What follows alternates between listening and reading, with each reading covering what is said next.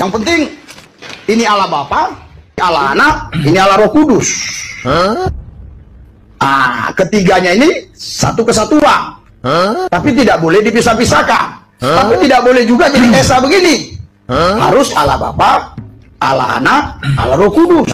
Jadi satu Tuhan, tiga kepribadian dalam satu kesatuan. Yang ketiganya tidak boleh dipisahkan, tapi juga tidak boleh dijadikan satu. Nggak boleh, dia harus Allah Bapa, Allah Anak, Allah Roh Kudus. Nempel-nempel, nempel-nempel.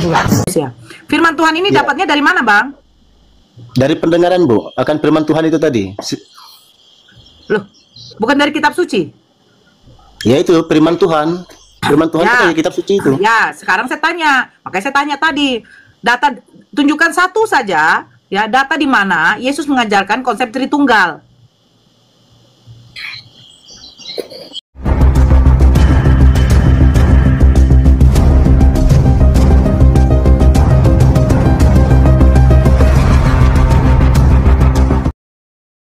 Yang penting ini Allah Bapa, Allah Anak, ini Allah Roh Kudus. Ketiganya ini satu kesatuan. Tapi tidak boleh dipisah-pisahkan. Tapi tidak boleh juga jadi esa begini. Harus Allah Bapa, Allah Anak, Allah Roh Kudus.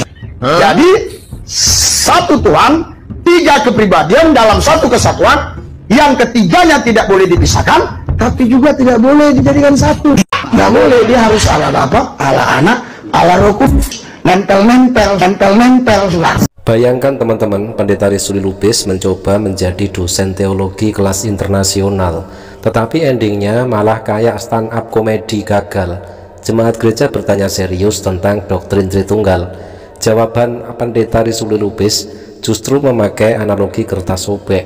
Lah, ini lagi ngajarin ketuhanan atau lagi praktek origami? Katanya kertas disobek-sobek itu mirip dengan konsep Tuhan, tiga tapi satu, satu tetapi tiga. Tetapi begitu kertasnya robek, yang ada bukan wahyu ilahi, melainkan jemaat yang teriak dalam hati, "Pak Pendeta, ini penjelasan teologi apa demo jualan kertas HVS diskon?" Bukannya bikin jemaat makin tercerahkan, malah bikin otak jemaat berasa ikut sobek-sobek juga. Jadi bukan Tritunggal yang dipahami, tetapi triple kebingungan. Bingung pertama soal kertas, bingung kedua soal Tritunggal, bingung ketiga soal kenapa Pendeta Rizuli Lubis seperti pesulap gagal. Intinya doktrin yang katanya kokoh ternyata rapuh kayak kertas basah kena hujan. Jemaat gereja pun akhirnya pulang, bukan dengan iman yang bertambah, tetapi dengan kepala cenut-cenut sambil mikir, kenapa tadi aku duduk di gereja malah ikut kelas seni melipat kertas? Terlalu memperdebat masalah apa tadi, segala firman apa itu kan tergantung individu atau manusia itu sendiri ya, mau percaya atau enggak gitu kan terserah dia ya. Saya ingin ini aja, cuma ingin memberi saran aja bahwa tadi kan masalah karena apa namanya yang barusan dibahas tadi, masalah Tuhan ada tiga tadi kan ya. Kalau menurut saya itu begini aja, simpel aja sih. Makanya sebelumnya saya minta maaf dan apa namanya hanya memberi contoh ataupun kayak perumpamaan aja, bahasa kasar sih kayak kenapa tiga jadi satu gitu. Nah seperti yaitu kayak contoh kecilnya kayak kopi gitu kan, ada gula, ada air, ada kopi, disebut satu kan kopi gitu. Nah mungkin kurang gitulah kurang lebihnya. Kalau bagi Nasrani, pengetahuan saya gitu kan, kalau Allah itu tiga, kenapa Allah tiga jadi satu gitu kan, yaitu tadi contoh kecilnya kayak kopi, ada gula, ada air, jadi jadikan satu. Nah kurang lebih gitulah simpelnya kan, jadilah hikmat, nah jadilah bijaksana di dalamnya. Terus gini, kalau kita memikir Allah, nah kalau kita dulu bang, sebentar bang. Abang bilang ada kopi, ada gula, ada ibaratnya ada susu, ada air gitu kan, jadi satu. Ya. Sekarang saya tanya bang, kalau kopi dimasukkan gula, apakah tetap dia nggak dikatakan kopi bang? Ya itu tadi. Tetap karena, kan? Allah jadi apa namanya sebagai gambaran iman Kristen kan, sebagai gambaran iman Kristen gitu. Nah, Jadi keimanan kalian itu itu berlandaskan apa, tergantung Bang? individunya masing-masing lagi. Bukan, keimanan kalian berlandaskan apa, Bang?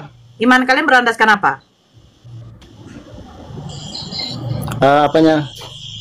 Keimanan kalian berlandaskan apa, Bang? Ya,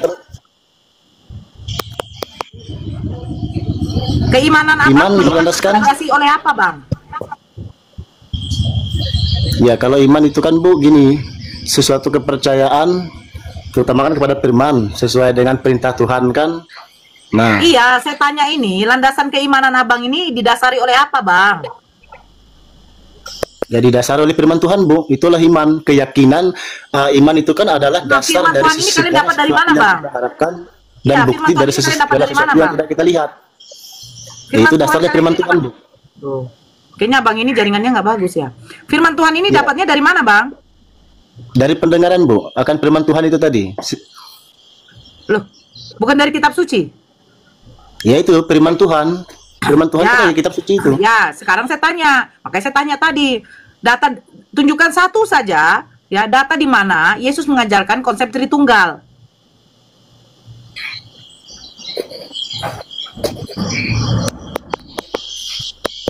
Cekuan.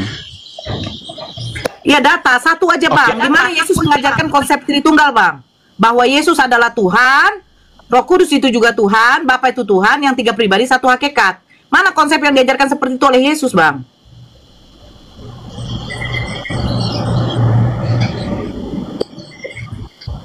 Konsep apa nih? Waduh, kalau ini debat bukan debat serius, tetapi lebih mirip reality show komedi teologi. Di satu sisi, mu'alaf Nora Aritonang tenang, santai, logis. Di sisi yang lain, ada pendeta berbaju merah, penuh percaya diri, siap menjabarkan rahasia besar Tritunggal. Tetapi begitu buka mulut, analoginya malah kayak jualan warung kopi. Ada kopi, ada gula, ada air. Katanya begitulah Tritunggal, 1 dalam 3, 3 dalam 1. Lah, ini mau bahas Tuhan atau mau bikin iklan kopi saset 3 in 1? Kalau pakai logika pendeta baju merah, berarti Tuhan bisa diaduk, diseduh, bahkan dikasih es batu biar lebih segar. Tiba-tiba mu'alaf Nora dengan kalem melontarkan pertanyaan maut yang sangat sederhana. Tunjukkan ayat di mana Yesus mengajarkan Tritunggal. Bruk, pendeta baju merah langsung nge-lag kayak HP jadul kehabisan kuota. Jemaat nunggu jawabannya, tapi yang keluar cuma wajah panik bercampur keringat dingin. Akhirnya debat itu bukan menunjukkan kehebatan teologi, melainkan keajaiban pendeta yang bisa macet total hanya karena satu pertanyaan simpel. Jadi bukan Tritunggal yang terbukti, tapi triple error system, error logika, error analogi, dan error cari ayat. Konsep Tritunggal tadi yang abang jelaskan itu, Bang, di mana ajaran kayak begitu oleh Yesus? Gini Bu, apa namanya, kalau konsep Tritunggal itu kan, makanya aku bilang kalau kita sampai kiamat pun nanti tidak akan saling menyalahkan kalau hal seperti ini. Jadi itu tergantung individunya masing-masing Bu. Jadi kami Bukan itu kan tergantung hanya individunya, mendengar dari Bang. firman Ini kita Tuhan. harus pengenalan Hanya kepada jujur Tuhan aja, kita, Bang. sesuai dengan perkataan saya tadi. Sesuai dari perkataan saya tadi, saya apa namanya, abang yang naik tadi kan karena on cam gitu kan, bukan saya ingin berdebat, enggak. Ya, kita kan, aku tadi cuma apa namanya terpencet aja. Sakit kepala aku.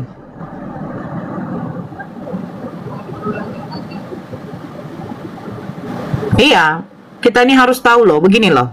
Allah menciptakan manusia itu memiliki akal kecerdasan yang dimana konsep ketuhanan itu harus bisa diterima oleh akal pikir kita. Harus bisa. Tuhan, kenapa engkau tidak bisa menjadi makhluk? Karena saya adalah yang menciptakan kalian. Tidak mungkin saya mau kalian samakan dengan kalian. Kan seperti itu kalau misalnya kita bertanya kan? Gitu loh.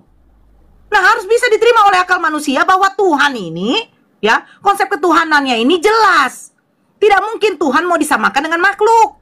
Yang dimana makhluk itu tidak memiliki sifat kemahaan. Bukan masalah iman, jangan diperdebatkan. Saya, Bang, tidak masalah kau menyembah botol kecap. Tapi apakah layak dan pantas botol kecap itu dijadikan Tuhan? Sementara botol kecap itu adalah buatan, ciptaan. Itu maksud saya. Itu loh. Bukan masalah itu yang menurut keimanan. Nggak masalah keimanan kamu bagaimana. Tapi apakah layak dan pantas manusia yang dilahirkan dari seorang perawan suci, ya diberikan mukjizat sebagai tanda kenabian dia, kalian jadikan Tuhan. Yang sementara Tuhan itu adalah pemberi. Dia yang memberikan mukjizat itu kepada Yesus. Pada waktu Yesus membangkitkan Lazarus, apa katanya?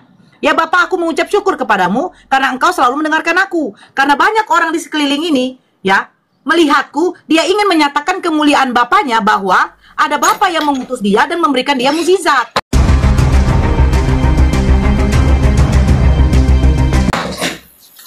Gitu loh.